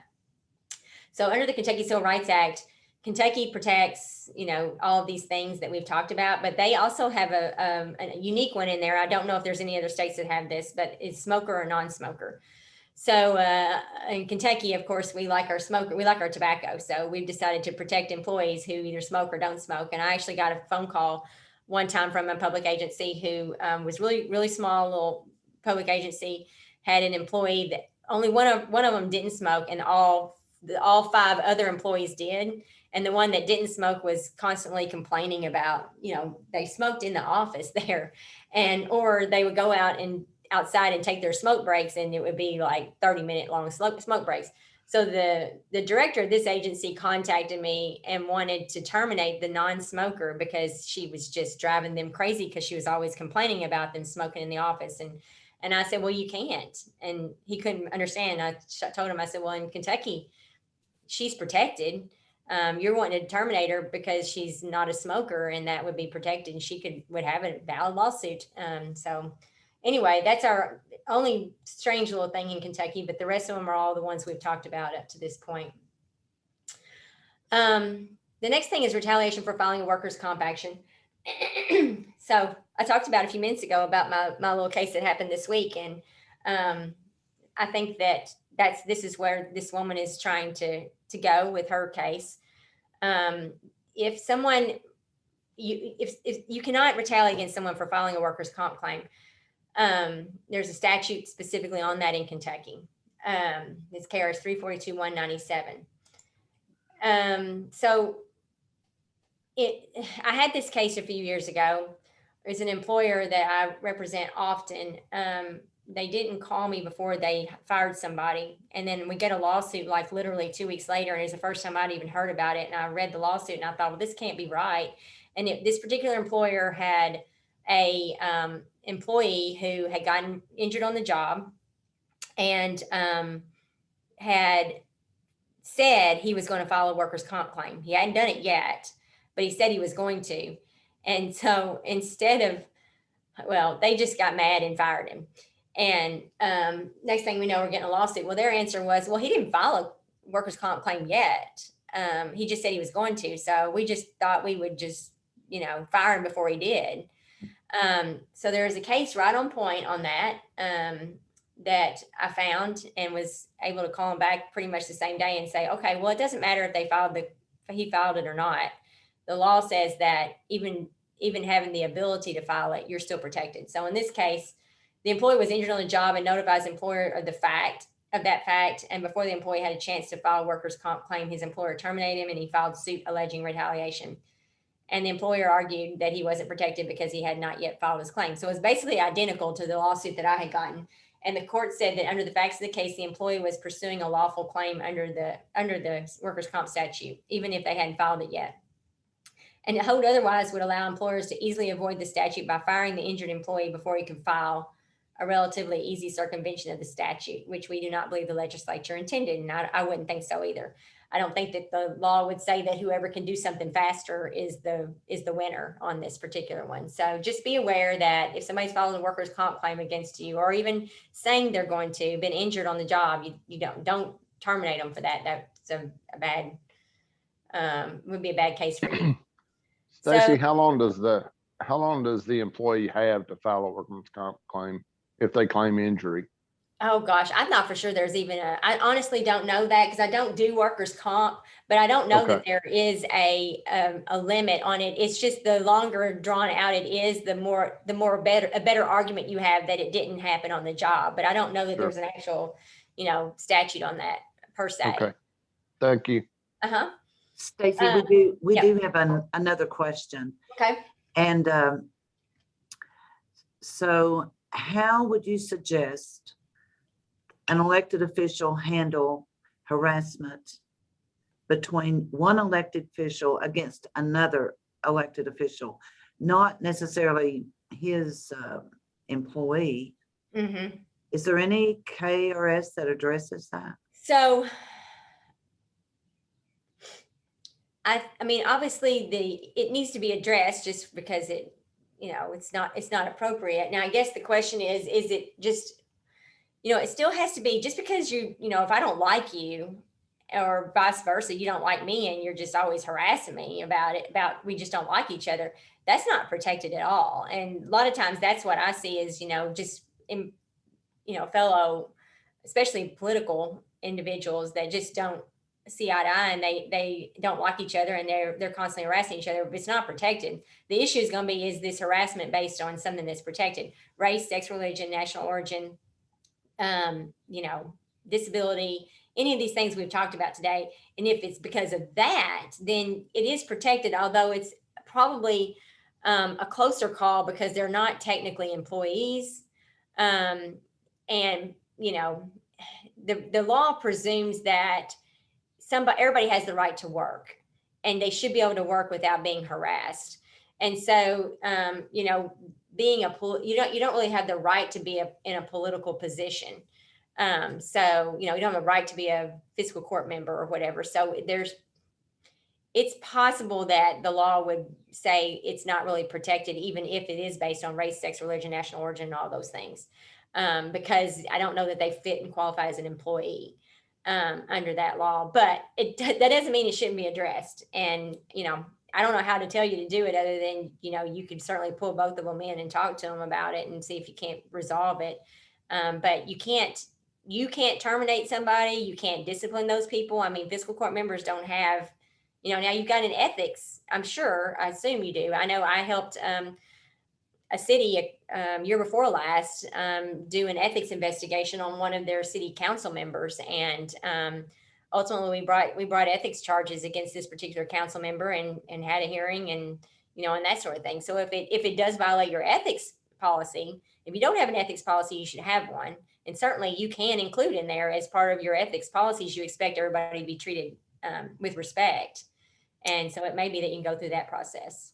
So as a follow-up, or maybe to add a little clarity, specifically, one elected official is apparently parking his or her vehicle in front of the other elected official's house. That type of, would that just be a civil matter? Yeah.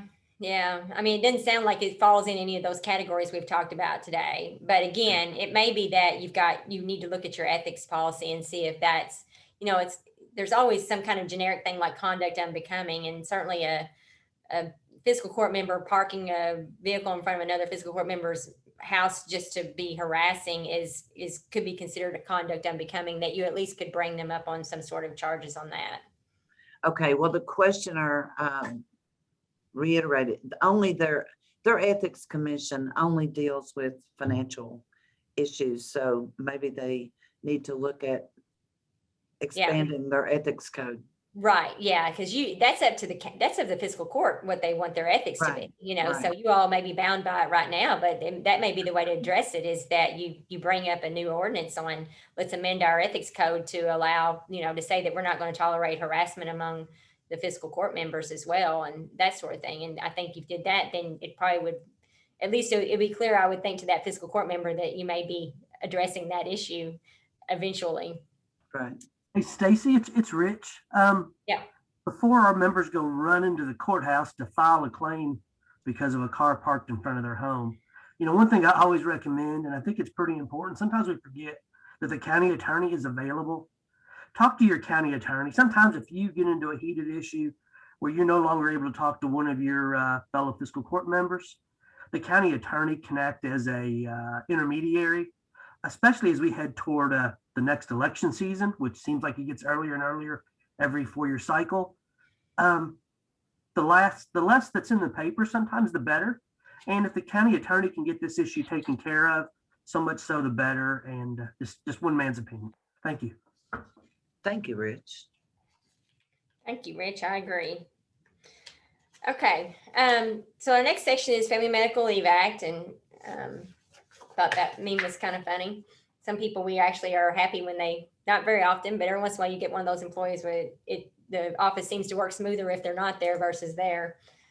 So the FMLA entitles employees to take up to 12 weeks of unpaid job protective leave in a 12-month period. So the employer may elect to use the calendar year, a fixed 12-month leave or fiscal year, or a 12-month rolling period. And I hope that all of you all have the 12-month rolling period in your FMLA policies, because that one is the one that's the most advantageous to the employer.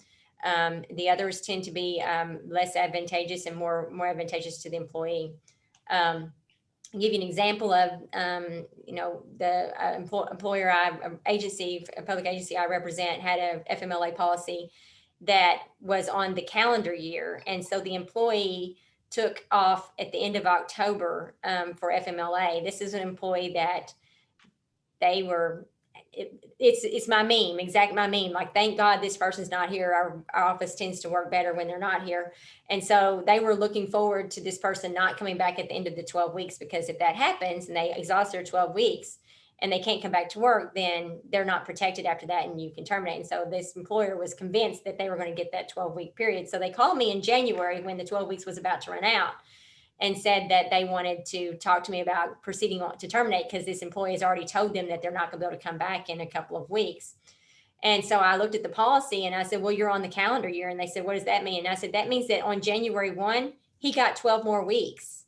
So needless to say, that employer nearly had a heart attack, because that meant they still had to wait until April now. And of course, the employee ended up being able to come back to work. So the most advantageous is the rolling period, meaning that the 12 weeks starts the first day of FMLA leave. So if they had the rolling period, which they do now because they changed it immediately after that, then he would have exhausted it in January, given that, because it started in October. So just make sure, if you're look at your FMLA policy, it is seriously, every time I look at somebody's policy, I'm always amazed that they either have it on their fiscal year or their calendar year, and that somebody has not advised them that that rolling year period is really what you need. And if you do not say rolling period, if you don't say anything and it's silent, then the law presumes it's the one that's most advantageous to the employee. So in that case, the most advantageous to the employee was the calendar year. So if they were silent on what their period was, it would have still been calendar year. So you just need to have that rolling period in there. So of course, to be eligible for FMLA, you have to work for a covered employer, which you all are, for at least 12, the person has to work for at least 12 months, at least 1,250 hours during that 12 months. And the last one doesn't apply to you all. That's for more private employers. So they have to suffer from a serious health condition, and that is defined as a healthcare provider has instructed, recommended, or at a minimum authorized an employee to not work for at least 4 consecutive days.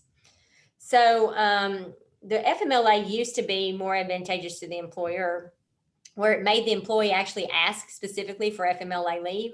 And a few years ago, they changed that because they decided that the employer, not the employee, is the more sophisticated in this relationship, and that it should be up to the employer to recognize when an employee needs FMLA leave. So if the person is asked to be off for at least 4 days and due to a serious health condition, technically the law says that the employer is to offer FMLA leave to that individual. And so that would require you to provide them the paperwork that, for FMLA and things of that nature. So be aware of that. I had a lawsuit. It was a county case where an employer had an employee that needed surgery. She took off for surgery. They let her be off, and then she, didn't come back after 6 weeks or so. And her job duties were piling up. And so the judge executive in that case fired the employee because he needed somebody in that job position. And she sued and said that she was denied FMLA. And that, the judge executive immediately said, well, she never even mentioned to me FMLA. And this was right on the heels of Congress kind of changing that law to where it made it on the burden of the employer. And so unfortunately, the law was that he should have recognized that when she was going to be off on surgery for that long a period of time, that she was entitled to FMLA, and that they should have provided her that paperwork for her to complete, and that she would have been entitled to 12 weeks off. And so it wasn't appropriate to terminate her after only being gone for 6 weeks. So just because they don't show up and use the key terms FMLA, make sure that you are at least aware that that's, it's kind of on you to make sure that they get it if they're entitled to it. So her lawsuit was an interference with entitlement to FMLA, that's the test for that. So upon return from FMLA, the employee must be returned to the job they left, or at least placed in a substantially similar position. Got to be careful about ADA too. I always call this the 2 yellow lines. You got Americans with Disabilities Act on one side and FMLA on the other, and you got to make sure you kind of stay in between those 2 yellow lines. And then there's also a retaliation. So sometimes you can see lawsuits where somebody took FMLA and then they, came back to work and immediately fired them, not because, of anything other than just they were mad at them because they used their FMLA work time or they used their FMLA, and that would be considered retaliation. You can't fire somebody for using time that they're entitled to use. So I'm going to go on because I know Rich wants to talk, and so I'm going to move on to my next couple of things. We talked about employees in Kentucky are at will generally, except for all the things we talked about today. There are a few other exceptions, though I want to make sure that everybody does have the at will language in their employee manuals, because that's important to have that. Because as long as you don't fall into any of these categories we talked about, then technically, yes, an employee is at will, and you want to make sure that they recognize that in their manual that they look at and sign. So other examples of statutes that alter employment at will, we've already talked about the first few there. Number 4 is the Kentucky Occupational Safety and Health Act. So you can't retaliate against someone for reporting an OSHA violation. I actually had this phone call this week by a public agency that contacted me because their employee had just recently contacted OSHA. And it seems like that we've got this going on more often than not now because of COVID. I've got like 3 lawsuits where 3 different people have called and complained about COVID issues, and then they've gotten terminated afterwards. And like I said, I just had, this one was it was a COVID issue that they had called about, and they wanted to terminate her, and they were mad at her still for something that she had on the discipline thing that they wanted me to look at. It had something that she had done like back on March 17th, which was bad, and honestly she should have been disciplined on that date, but they didn't do anything about it. But then she called KACo like a week and a half ago to complain about a COVID issue. And, now they're really mad at her. And so they want to terminate her. And I was like, oh my gosh, wait. You cannot terminate someone for filing a complaint with OSHA or any state agency at all, as long as it's a good faith allegation. I mean, they can't just make up lies. But I mean, this one, she at least thought that she was correct. It ended up being that she was incorrect in her facts. And that was what they were mad about, is like, they made us go through this being questioned by KOSHA about something that wasn't right. And, but, she at least was good faith. So I told them that's another example of, honestly, why weren't you all calling me a month ago whenever she did this other offense? And we should have taken care of it then. So don't, drag your feet. If you need to discipline somebody, do it, because guess what? They may end up, getting having a workers' comp claim if they know that they've done something wrong. They're going to be terminated, kind of like this one person I already talked to you all about. Or they may contact OSHA and make a complaint, and now they've somehow protected themselves. I mean, they're obviously not completely protected, but it's going to look a little funny if we're now disciplining somebody for something they did a month ago, when it just so happens that last week they made a complaint to KOSHA. So you can't retaliate against somebody for that. Kentucky's whistleblower statute is applicable to counties as well. It's very similar to that. It's just basically, if somebody makes a complaint, I think I've got a statement on that here in a sec. And the jailer statute, for jailers, the employee has to be with cause. So you got to make sure your jailers know that they can only terminate an employee with cause, and that means they're entitled to a hearing. Doesn't have to be anything more than notice of what has they've done, and give them an opportunity to respond to the jailer about it before they're terminated. But it does have to be with cause.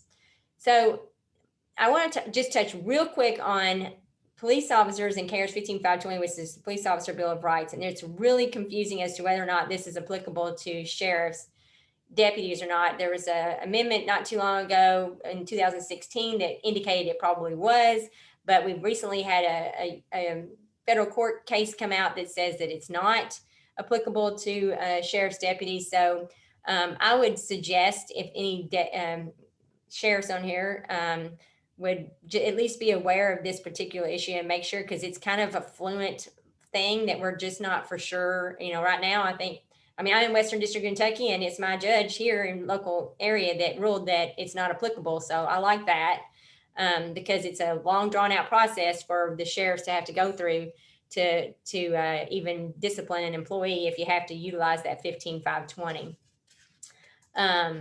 Now, of course, there's always the Sheriff's Department's merit system. And I don't think there are very many counties that have this process, but there are, last I heard, there were 3 or 4 that utilize the Sheriff Merit Board. So, if the county does adopt this, then you got to go through that process before a deputy sheriff can be disciplined or terminated for conduct. So that's kind of specific to sheriff's departments, but most counties haven't adopted that.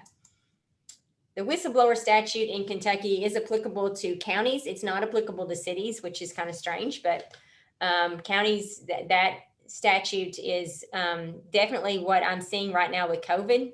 Everybody is complaining about, that their employer is not following the COVID, issues and requirements, and then they're complaining to the state, and then they're filing these whistleblower statutes cases. So if someone just makes a good faith disclosure to an appropriate body or authority, then they're protected. You can't terminate them for that or discipline them for that.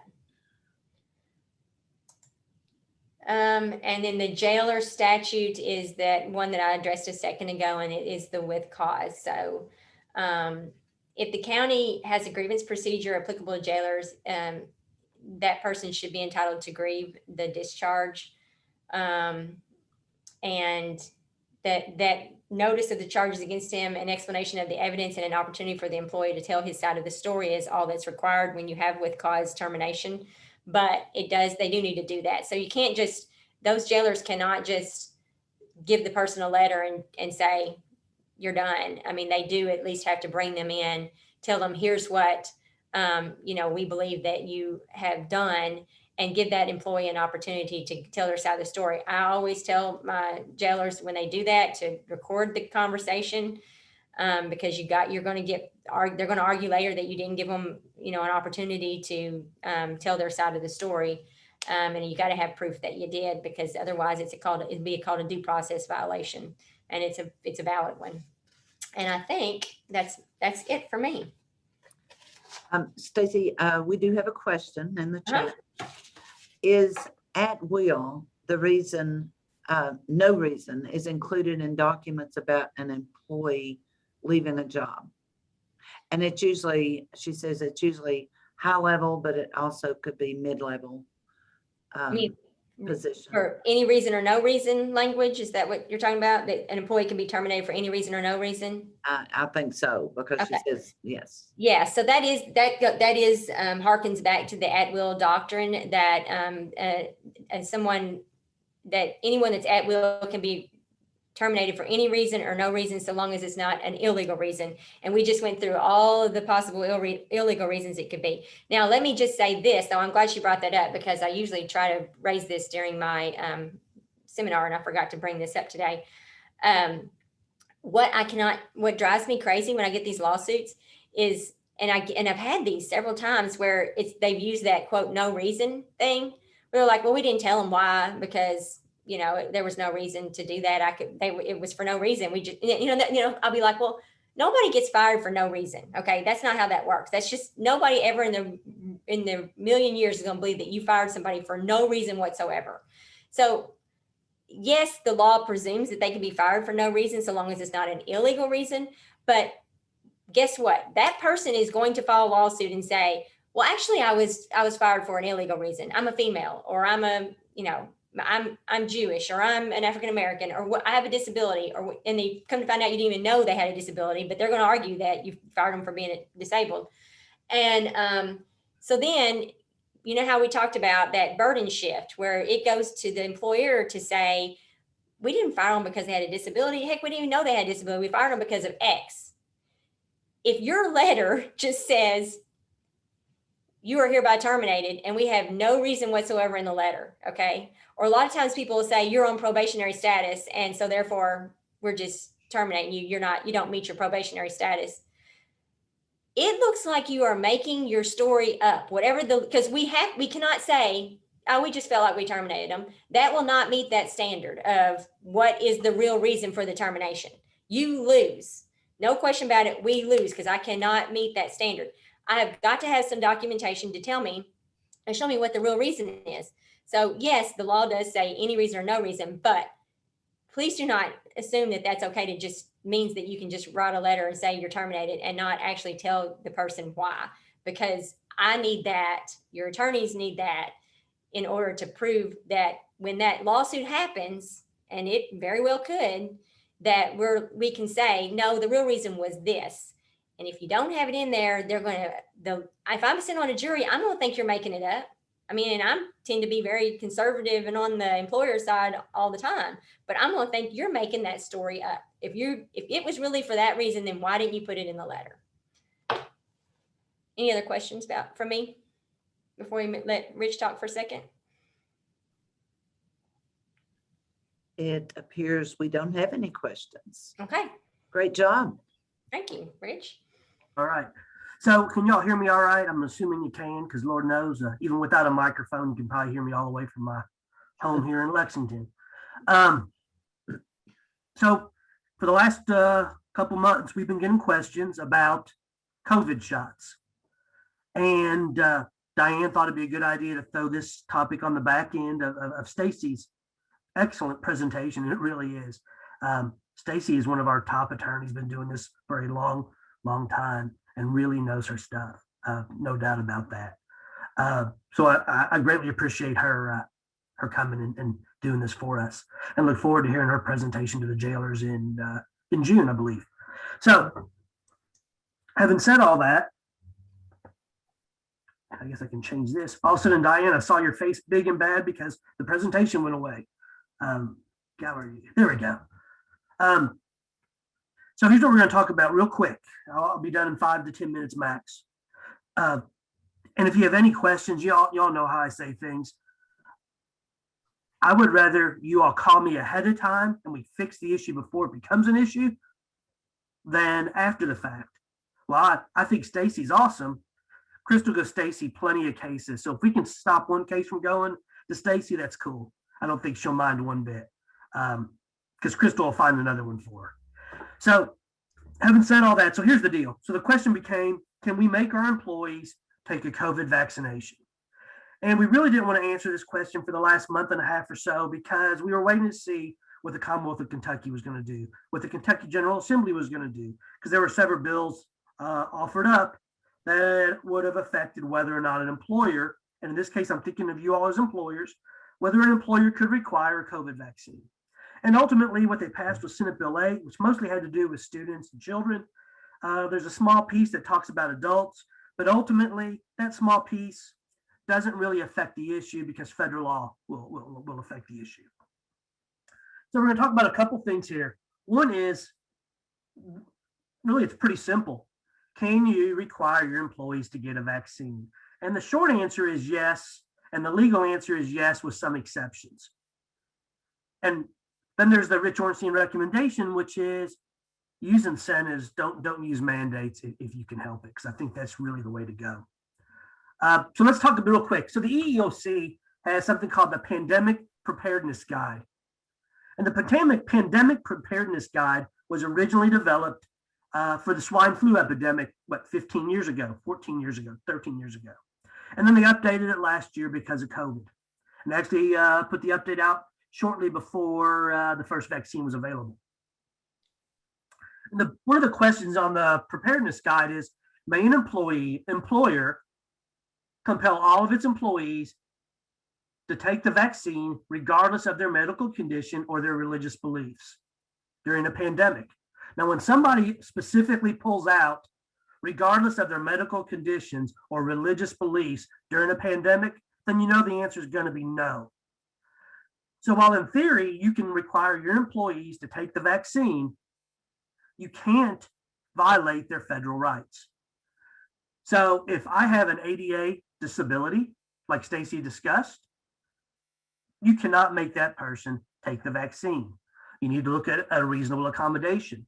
The same thing with religion. If you have a sincerely held religious belief, practice, or observance that prevents you from taking the vaccine, then your employer cannot require you to take the vaccine. Now, there is a question of whether or not it's a true religious belief. And there is one case out of the Third Circuit, actually dealt with the flu from a few years ago. Hospital employee did not want to take the vaccine, said it was for religious reasons. They questioned him about it. He wrote some stuff, gave it to him. They ultimately decided to fire him because he wouldn't take the vaccine, and they won. But I'm not recommending you do that. I mean, it made it up to the court, the Third Circuit court. That is a long, intensive prospect. So I guess what I'm telling you is, if I can't take the vaccine because of an ADA-related issue, allergies, for example, or if I have a sincerely held religious belief, then I'm going to look at an accommodation. So ultimately, because I know we're about the noon hour or 11 o'clock if you're on the central side. So what do you do? I'm a big fan of incentives. Incentivize your employees to take the vaccine if you want them to. Offer them a day off, offer them 2 days off. Remember, fiscal court would need to approve it. A lot of employees will do things for a couple days. Pretty simple. The other thing, though, is what if you have really the only one I could think of where you really might want to consider the mandate would be in your jail, perhaps. And in theory, you can require your deputy jailers to get the vaccine, subject to the ADA and the religious exemption. Again, I'm not recommending necessarily that you do that. Again, if I was a jailer, I think I might incentivize my employees to do that. It's hard enough right now to get jail employees. If you tried to mandate it for all of your employees, you might have trouble getting employees to come in and work. But the short answer is you can. So one of the things that the ADA has said is that you can look at creating a hybrid approach where some employees you can mandate, some you don't. If you have a mandate, you better have a good reason why it's a mandate, if it is a hybrid approach. So if you're saying your road workers, we'd like you to get one, we're going to incentivize you to get one, but then you tell your jail deputies you have to get one, you better have a good, valid reason why you're mandating it. Again, don't violate their rights. The short answer here is, I think for you all, is if you have a question about this, because again, I do want to get you all off since it's 5 after. If you have a question about this, give me a call. We'll go over it. The short, again, you can do it. I'm not necessarily recommending that you do it. I'm a big believer in incentives. And if you want to discuss it further, again, don't hesitate to call. If I'm available, by all means, I'm going to answer the phone. If I'm not available, Tim Sturgill's in my office. Our insurance director, Temple Jewett, would be happy to help you on this one. Again, don't hesitate to call. If you can't get hold of one of us, call Crystal in the office. Crystal's more than happy to try to find one of us and make sure we get you all a quick response. So again, the short of it is, you probably can require COVID vaccinations. It's not my recommendation, but if you do decide to mandate it, give us a holler so we can help you not get sued. And Diane, beyond that, I think I'm done. Again, the phone number 800-264-5226. You all know it. And my cell phone's 859-333-8350. Again, don't hesitate to call. Rich, that was really good information, and thank you so much for agreeing to do it. Stacy, amazing job, just as we expected. And to the participants, we want to thank you so much for joining us today.